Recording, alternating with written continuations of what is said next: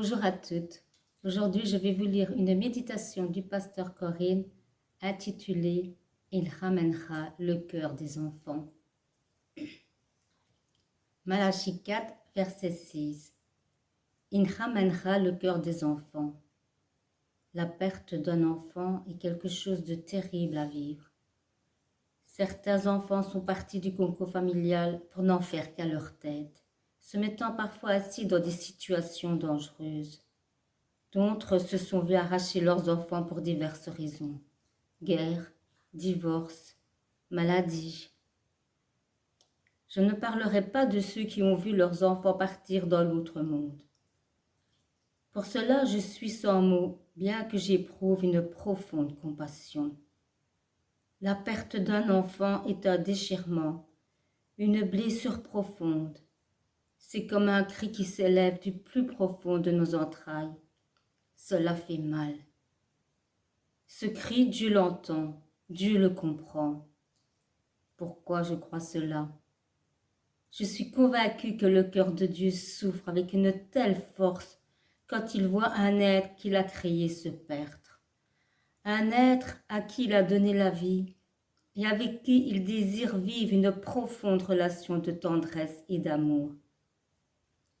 Il est là et il nous attend.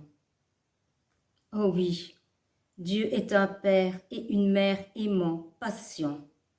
Son cœur brûle d'amour pour nous et c'est à cause de cet amour qu'il nous laisse libres de choisir, de vivre avec lui ou sans lui.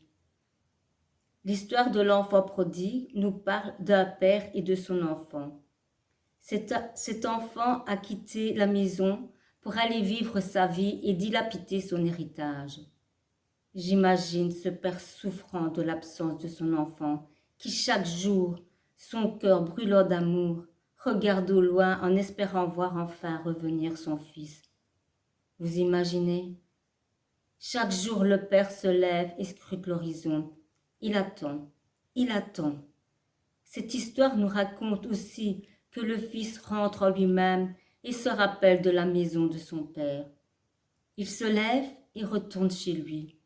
La Bible nous dit dans Luc 15, verset 20, « Et il se leva et alla vers son père. » Comme il était encore loin, son père le vit, et fut ému de compassion. Il courut, se jeta à son cou et l'embrassa. Oh, quel merveilleux passage! Imaginez la scène un instant. Le fils doit être tout penaud et il doit se demander comment le père va le recevoir. Au loin, il voit son père courir vers lui, les bras grands ouverts. De l'autre côté, le père se dit « Ah, enfin, c'est lui, mon enfant bien-aimé, il revient !»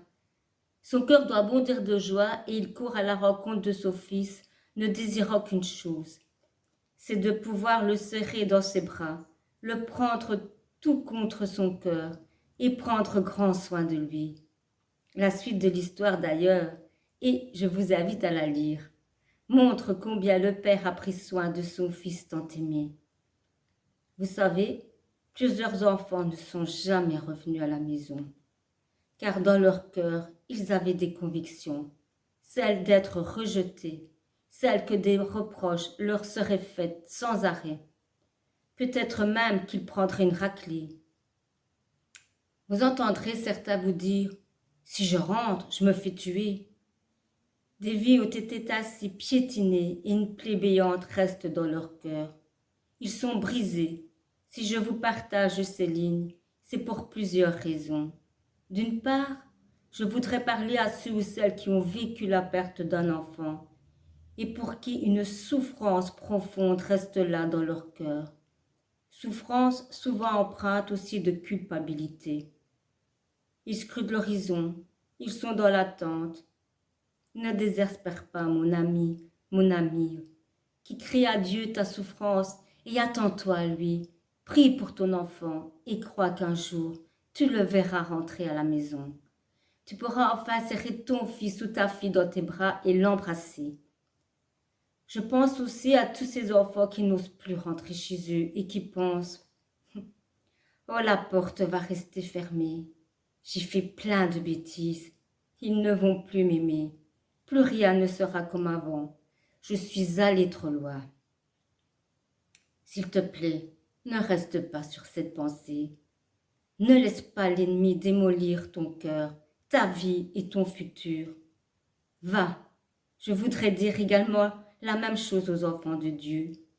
Ils ont connu Dieu, leur Seigneur et Papa, et ils ont quitté sa maison. Ils se sentent indignes de retourner vers leur papa, pardon. Et s'ils me fermaient la porte au nez, s'ils me faisaient des reproches incessants, oui, si Dieu me disait qu'il ne m'aime plus, oh, la blessure serait encore plus grande. Arrête de penser cela, s'il te plaît. Ne laisse plus l'ennemi te convaincre de ces mauvais scénarios. Ne laisse pas non plus des chrétiens de te convaincre de cela. Non, je t'en prie, retourne vers ton Père. Il scrute l'horizon et il n'attend que toi. Il ne te rejettera pas. Non, il t'aime, il t'aime, il t'aime.